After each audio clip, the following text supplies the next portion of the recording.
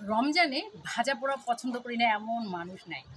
যারা খায় না তারা আসলে পছন্দ করে কিন্তু খায় না। তো রমজান মাসে আমরা এই বুট, বুন্দিয়া, বড়া এগুলো খাবো। এই খেয়ে কিন্তু পাকস্থলীর অবস্থা শেষ। এই পাকস্থলী ক্লিয়ার করার জন্য, এই ডিটক্স করার জন্য এই খাবারগুলো কিন্তু আমাদের সেল পর্যায়ে যেয়ে কিন্তু টক্সিন জমা করে। এই টক্সিন থেকে কিন্তু আপনার গ্যাস হবে, ব্যথা বেদনা হবে এবং অন্য অসুস্থতার মধ্যেও চলে যাবে। তো কী করা যাবে? আমরা যেমন খাবার খেলে হাত ধুই, ঘর অপরিষ্কার থাকলে ঘর পরিষ্কার করি, তেমনি শরীরের ভেতরটা কিন্তু আমাদেরকে ক্লিন রাখতে হবে। তো আমরা ক্লিন কীভাবে করতে পারি?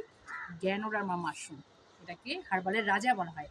এই গ্যানোডার্মা মাশরুম যদি আপনি সেহরির সময়, খাবার সময় যদি আপনি একবার খেয়ে নিতে পারেন, পরিমাণ যেটা আমরা বলবো সেই পরিমাণ মতো, এবং ইফতারের সময় যদি খেয়ে নিতে পারেন, তাহলে আপনার শরীরটা হয়ে যাবে ক্লিন। আপনার সেলে কোনো ধরনের টক্সিন জমতে পারবে না, এবং ফলে আপনার ভাজা পোড়া হয়তো খাওয়া বন্ধ করতে পারবেন না, কিন্তু ক্ষতিটা কিছুটা কমাতে পারবেন।